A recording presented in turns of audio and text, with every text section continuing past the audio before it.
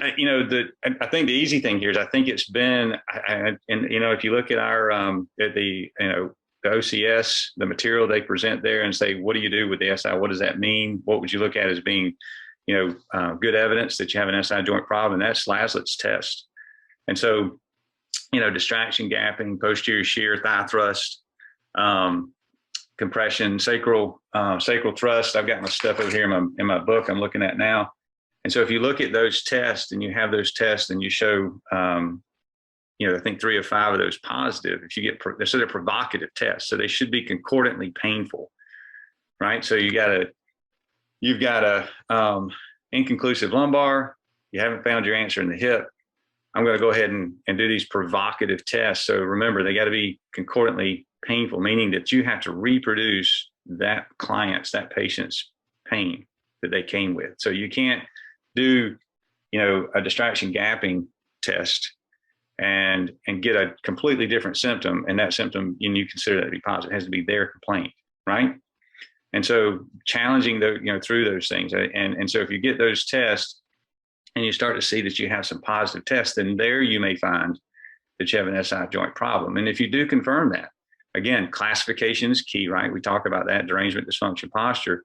And I think, by and far, you're going to see mostly derangements, right, out of those classifications. And so if you start to do those things, even in your test, if you look at Gaineslin's test, pelvic torsion, which I left that off. So if you look at that pelvic torsion test, a lot of times you can start to see or appreciate a directional preference for that. So you'll get a posterior rotation or an anterior rotation suggestion that might be your movement, right? And so through the exam of using those tests, those provocative tests,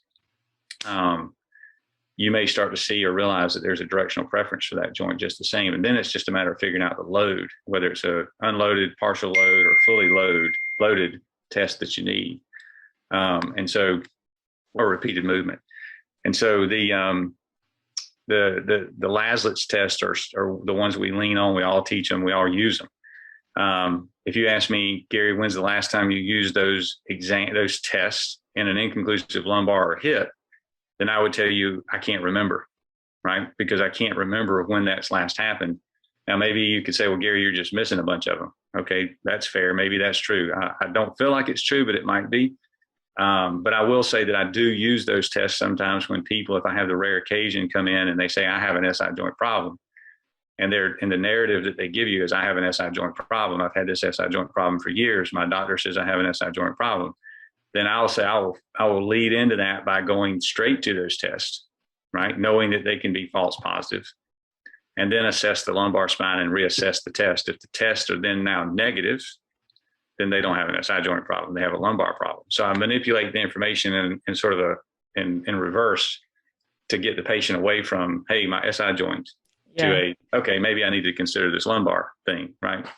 Good strategy. I like that, because if we do our rationale and let's start with the back to eliminate the back as the source, a lot of times the patients don't like, and they want you to go straight to where they think it's the problem. So go to it, right? Yeah, so here's my problem. Okay, well, let's test that.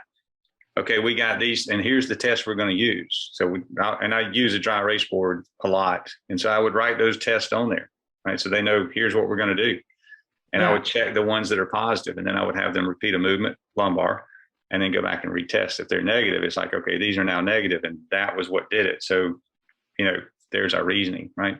Yeah.